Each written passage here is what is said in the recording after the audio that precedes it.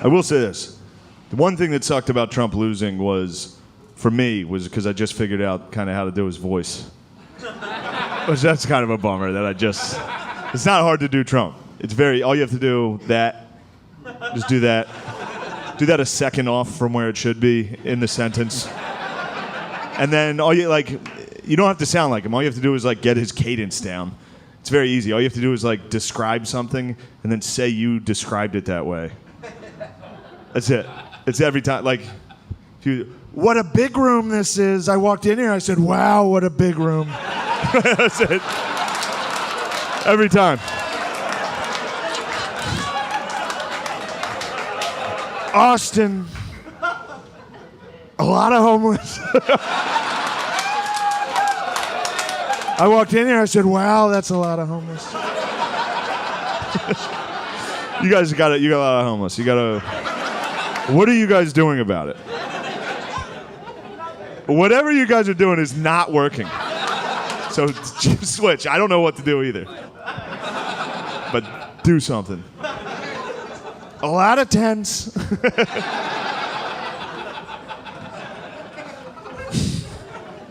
Why? It's been making me laugh thinking about Trump, not understanding why people are homeless. I walked out, I saw him, I said, why? Living in tents, I could never, these guys. But I will say this about Trump. I don't want you guys to I don't want to turn this into a rally. I don't want you to... I will say this, and don't freak out. Just listen. I think it's fair to say that of all the presidents we've had, I think it's fair to say that Trump would have been the funniest one to see get shot.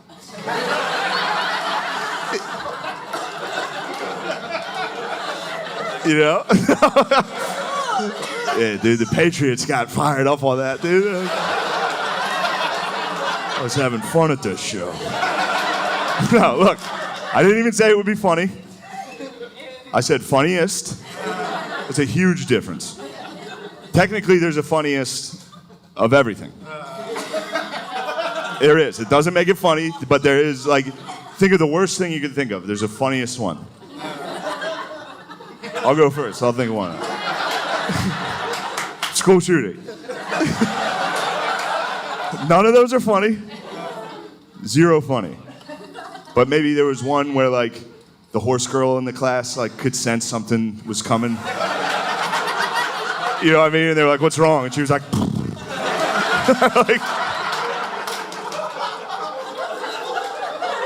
you know?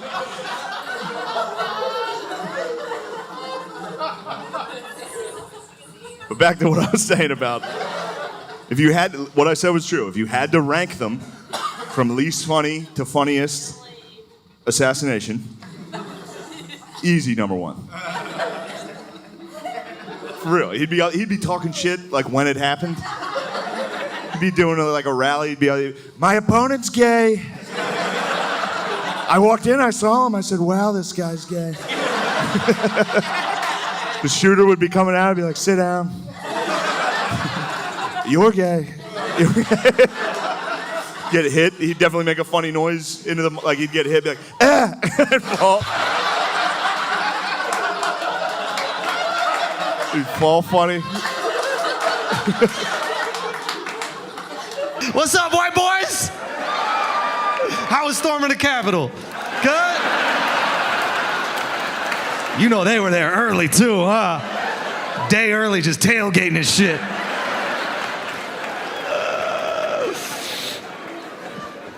I'm not gonna lie, yo.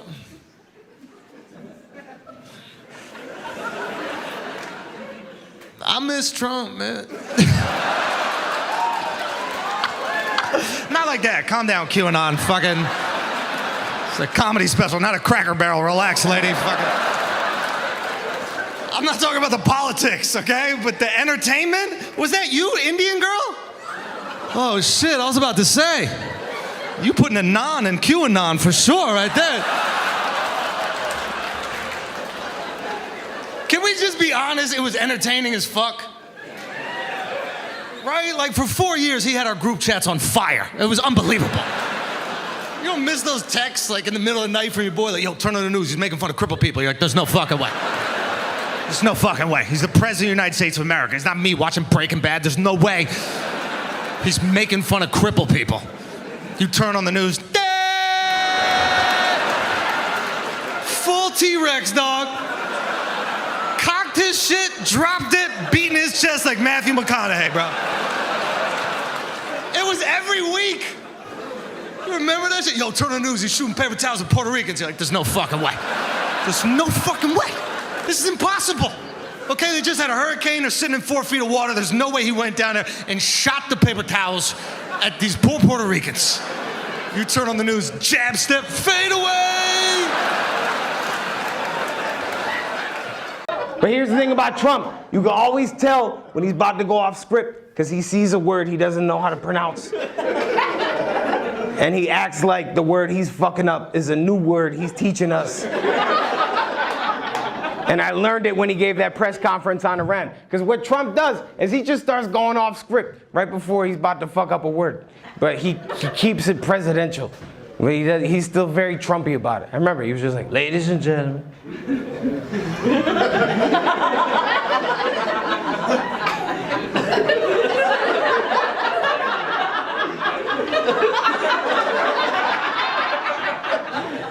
Excuse me.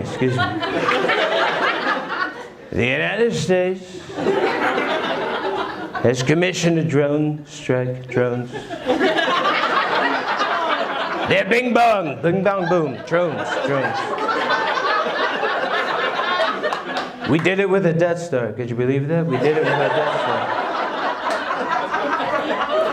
And we built the Death Star, could you believe it? They said we couldn't build the Death Star, we did it.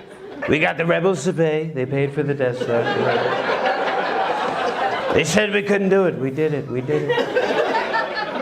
Yoda, you know this guy, Yoda. Little guy called Little Yoda. That's this guy. Born in Kenya. Could you believe it, Yoda? And also Luke Skywalker, you know this guy. He's gay. Luke is gay. I saw him fighting his father. Darth Vader, black guy, born in Kenya. All right. Ladies and gentlemen, United States commissioned a drone strike in which we killed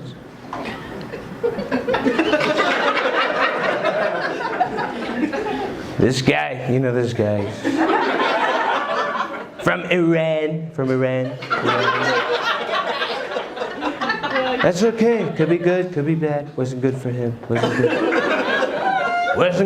Wasn't good. Iran, you have to walk.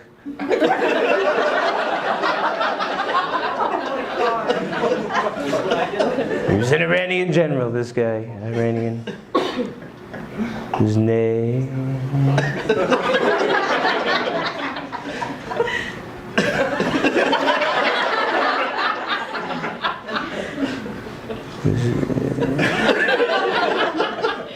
Jafar. We killed Jafar. Has enough time passed that can we admit that Trump was funny? Can we finally admit that he was funny? Well, hold on. I don't like the tone of that. That's not what I'm going for here. Yeah. The great leader. No. He was funny. Now, whether or not that's a great quality for the commander-in-chief, that's definitely up for debate. But he was funny. I saw it. And I lived in New York, so the whole time he was in office, I would be like, something would happen, I'd show my friends, I'd be like, look at that. They'd be like, what? Right, it's funny. Like, there's nothing funny about Donald Trump. I don't know. During Hurricane Dorian, he was like, maybe we should nuke it. Like, that was a real suggestion from the president. The president said that. The president of the United States. He was like, hey, we got a big storm coming. You guys want me to blow it up? I was like, no, what the fuck are you talking? He's like, I don't know, I fuck around, dude. That's what I do. Kim Jong-un up against Donald Trump is a strange situation because you don't know who the crazy person is. Kim Jong-un actually released a statement. The leader of North Korea, he released a statement saying Donald Trump is a psychopath. I cannot work with him. Do you know how insane that is?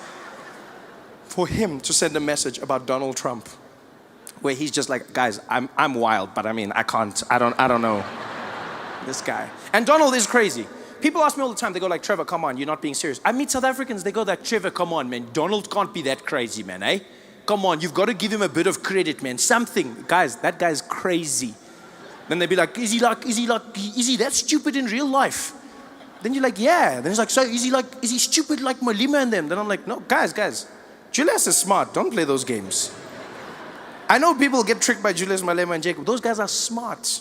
Especially Jacob Zuma. People get fooled by him, you know, because he's got that cute vibe. Always giggling.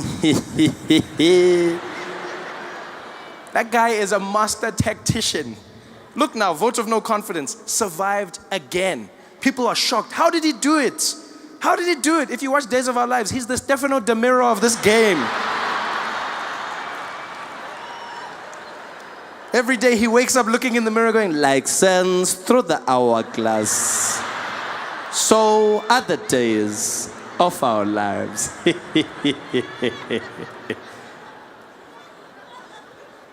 a lot of people make that mistake. I've realized a lot of people make that mistake. You think our politicians are stupid. Maybe it's because of how they speak. Maybe it's because of how they sound. You know, Jacob Zuma's smart. Jacob Zuma was the head of intelligence for the ANC during the struggle. Jacob Zuma started the chess team on Robben Island. A lot of people don't know that. He started the chess team. Yeah, that's why he's so good with moving the cabinet around. He's busy, yeah, Praveen like that because he's a horse. Check. Donald Trump is not like that. One thing I'll say about Jacob Zuma, catch him in a corner, ask him anything about policy, that guy will rattle it off. He may not know how to read, but he knows what he's talking about. Donald Trump has no clue about any policy whatsoever. He knows nothing about geopolitics. He knows nothing about his healthcare. Every time Donald Trump answers a question, you know he doesn't know the answer because he answers it like he's a contestant in one of his own beauty pageants. That's how he answers it. Every time you see Donald Trump on TV, you can see he's making it up as he's going along. They'll be like, Mr. President, can you tell us about your healthcare rollout and how pre-existing conditions are going to be covered? I know. We're going to have so much coverage, folks. The best coverage. All the coverage. I'm going to get it. All of it. It's going to be so good. Great. Some people even say the best. But how is it going to work? It's going to work. It's just going to work, folks. It's going to work. It's going to be done. I'm going to do it. It's going to be done. And the people in South Africa and Iraq and the countries and health and insurance, and we're going to do all the things healthy with the money and also thank you.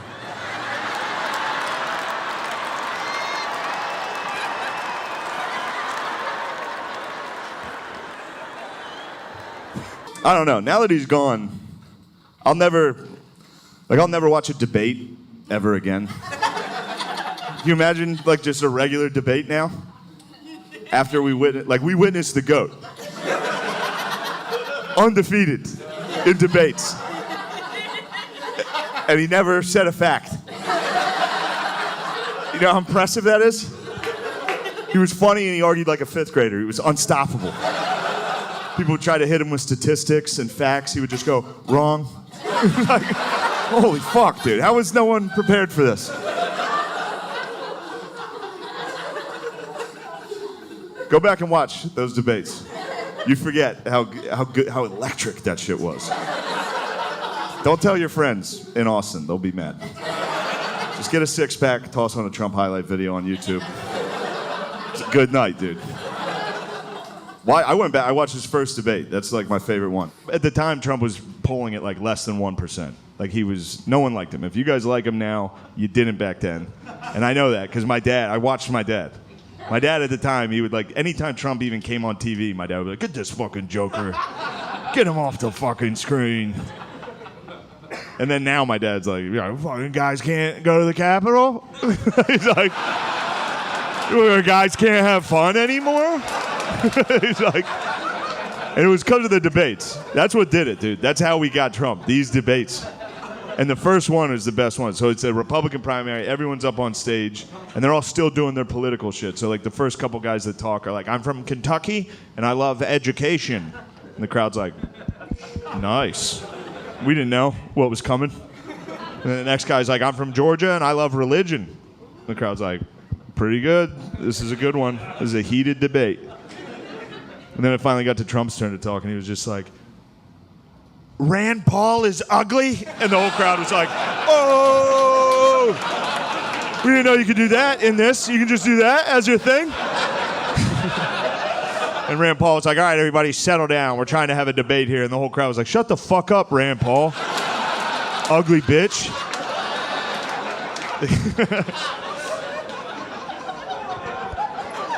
And we just kept throwing dorks up on stage to make them debate Trump. And it was not fair. It was mean for us to have done that to people. These guys were in politics their whole lives. And they just had to debate a fucking maniac up there who didn't give a fuck, dude. And I hate to, it was fun to cheer for him in the debates. It was fun to cheer for him in the debates.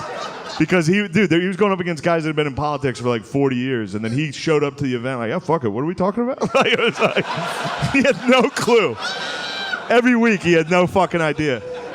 There's one debate he's like in the middle of it going back and forth about the economy with Ted Cruz. They're literally talking about the economy, and in the middle of it he's just like, Ted's wife, ugly as a dog. Like, dude. Holy shit, dude. And Ted was like, I'm from Texas. You don't talk about a man's family like that. You've got a dog wife, Ted. It was like, everyone knows. I am starting to regret my vote for Trump. I know. You guys, I know. I was like you, it'll be fun. It'll be funny. Burn it down. Burn the Constitution down. Oh, yeah. There's a Twitter thing, Twitter site, whatever you call it, Twitter feed, right? Yeah, Twitter feed. I don't know. I'm not good at Twitter. I'm not. And I mean, I know enough. I know how to write something that will ruin my career. That I've got down. I know how to respond to people who say something negative about that post and make things even worse. I know I got that part down. But I don't know the fun. I truly don't know how they do the fun, you know, the photo funnies bullshit, you know, where they take photos and they put the memes and stuff. I don't know how that's done. I'm sure I'd like it more if I knew how to do that, you know, where there's like the picture of the ladies walking and the guy's going, hello, and then, you know, the girl's going, hey, you know, and then they put the funny words on them, you know, it's like, I'm mustard, I'm a hot dog, I'm ketchup, you know, and like, hilarious shit like that I'd love to contribute. But anyway, so there's this Twitter thing, Twitter feed that I'm on that's called Trump Regrets or Trump Voter Regrets or something like that. And it's a compendium of whenever somebody writes that in their tweet, it sends it to this thing. And, you know, it's been going on. They've compiled thousands and thousands of them. You know, there's somebody posted a couple days ago, Dear President Trump, I'm starting to regret my vote. What? Now? Now you're starting to regret. Yeah, that's right.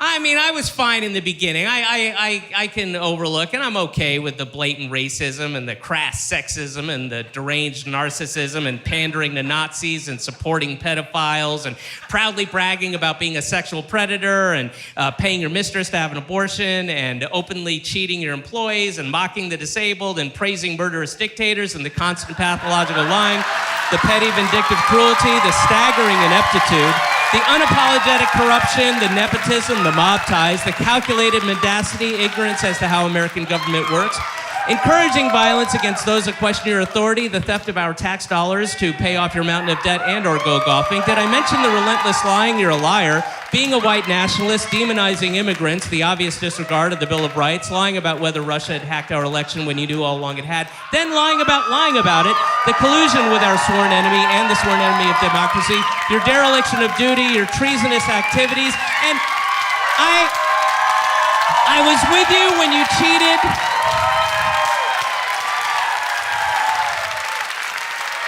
I was with you when you cheated on your wife with that porn star, the one you compared favorably to your daughter. You cheated on your wife, not the wife you raped, but the current wife who had just given birth to your son.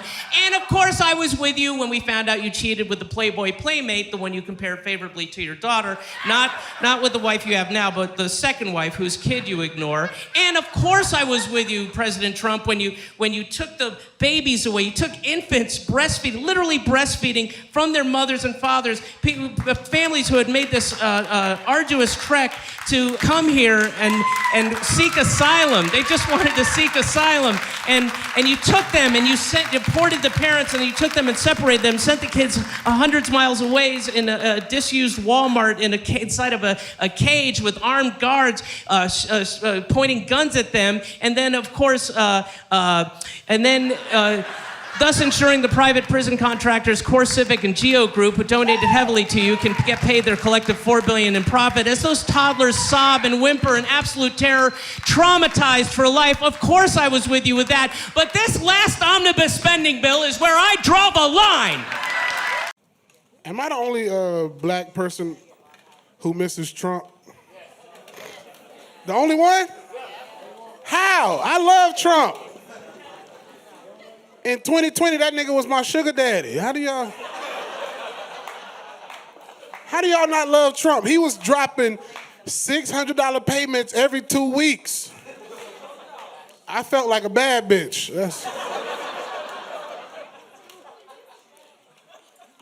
But Trump really made me a fan when he started doing those address the nations, because we didn't have no entertainment, no live sports. All we had was Trump every Thursday. And this nigga got funnier and funnier.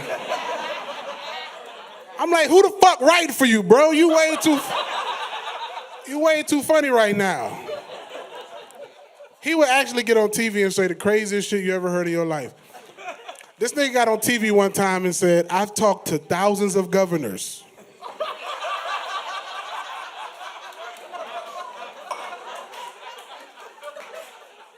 I'm like, nigga, we got 50 states. How the fuck did you talk to thousands of governors?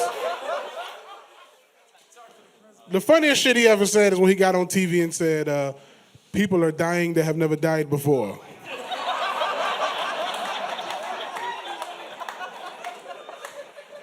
I'm like, nigga, that's normally how it works.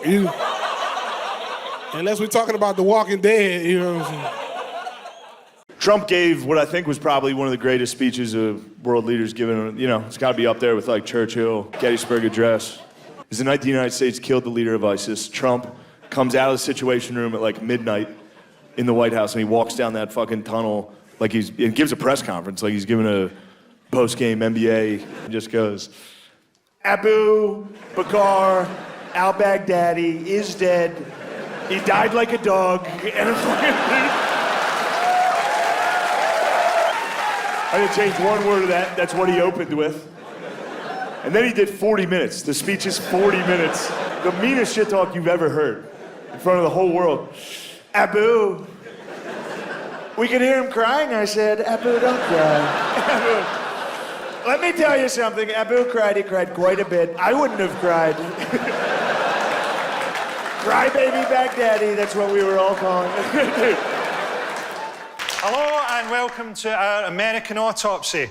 Before we start, a spoiler alert. If you haven't seen the result of the election yet, turn away now and ask your closest relative to shoot you in the back of the head. This has been the biggest decision of maybe the last 50 years, maybe since the Second World War. I don't know about you, but anytime I hear that there's a big decision to be taken, I often think to myself, oh, I hope no Americans are involved in taking that decision. I hope no one from a country that made 7 Fast and the Furious movies has any say in this. Donald Trump sort of looks like someone playing a president in a porno. It's not just that he's the worst person for the job, he might be the worst mammal. Would you have bothered with the hair if you had his face? If your face looked like a novelty jug that was made in a secure unit pottery class. People were saying, oh, he can't build a wall between America and Mexico. The Mexicans have started building it themselves. Trump alienated the Republican base. There were Republican politicians who didn't vote for him. Those are some of the worst people in the world. How can you lose them? There are people who didn't vote for Trump who would have voted for Magneto. They're gonna arrest Donald Trump, everybody. You're happy about it like you think it's really gonna happen. That's awesome. You think he's gonna go down without fucking shooting back? He's gonna fucking zip line out of Trump Tower, so it's fucking, he's gonna El Chapo that motherfucker. Why is he being arrested? Does anyone know? Stormy Daniels. Stormy Daniels for dating a whore. That's why you're being arrested. That's not a good enough answer to explain to someone who has no idea about the situation. Why is he being arrested? He paid her off. What did he pay her off? What was he trying to keep quiet? That he fucked her. Yeah. Just that he had sex? With a prostitute. She's a prostitute? He had a small penis. These are all very different things. That he had sex with a prostitute, that she had a full bush, that he has a small penis. I'm Donald Trump. I can't have people knowing that I fucked a chick with a full bush. There's no way that the American public can handle the fact that their president is fucking these bush ladies. It does feel weird that Trump is this indicted. Like, goddamn. I thought they get him for something. I think they get him for everything. As someone who doesn't like him, I thought I was following the story pretty closely. And every time he gets indicted, I'm like, oh, I didn't even know he did that one. That's crazy. This man has 91 felony charges. That's more than most gangs. That is absolutely insane. Man, they giving Trump the full nigga treatment. This is crazy. That dude must check his hands every day to make sure they're still white. Just like, how is this happening to me? And this most recent one is the wildest, you know, because if you aren't familiar in Fulton County where Trump was most recently indicted, this is the first place where they said that they want to process him at the jailhouse instead of the courthouse. Because if they do it at the jailhouse, they'll have to do the fingerprint and they'll have to do the mugshot, which is what he's been avoiding this entire time, which is what lets me know that he's not a good businessman. He's not. Yo, if Trump got his mugshot taken and put that mugshot on a shirt, it would be the highest selling shirt of all time, okay? Forget Supreme. This would be the highest selling shirt in the history of people. First of all of his fans would buy it because they'd be like, look, free my dog Trump. You know what I'm saying? Like, all of them would buy it. And then we would also buy it. We'd be like, look at this punk ass on this shirt. Look at this goofy ass on this shirt. Struggling ass on this shirt. He could be printing money, and instead he's, whatever. What a disappointment. He'd make so much money, he'd actually be a billionaire. You know what I mean? You did vote for Trump. What do you mean, hey, whatever? You're the one who goes, I said, what do you do? And you go, I voted for Trump. You're the fucking guy that made the conversation weird, man. You could have been like, you know what, I'm in between jobs. I used to play the clarinet, would have been a respectable answer. Some weird fact from the 90s, you know. I used to be a big Blink-182 fan, would love to see them in concert someday, but no, you were just like, I voted for Trump, and that's fucking all the questions I'm taking. Trump is crazy. He's running out of things to say, though. He's running out of crazy. He's promising so much stuff that he's not gonna follow through on. Everything I do, I'm doing it for you. I'm like, fuck, hey, dude, that's the theme song from Robin Hood. That's Bryan Adams that you're plagiarizing right now. Everything I do it for you. That would be great, though. That would up his likability factor. If he just started inserting 90s lyrics into all his speeches, you know, if you want to be my lover, you got to get with my friend. You know what I'm saying? Like, that's... Living on electrolytes. Living on